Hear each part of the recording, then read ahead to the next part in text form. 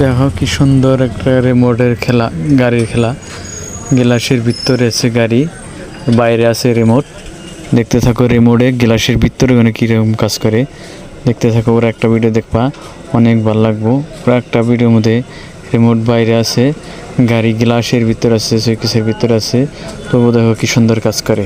দেখতে থাকো চ্যানেলটা, অনেক অনেক ভালো ভালো ভিডিও আছে।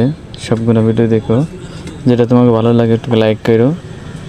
লাইক করে দিলে আমার আরও মনে উৎসাহিব, দেখতে থাকবা।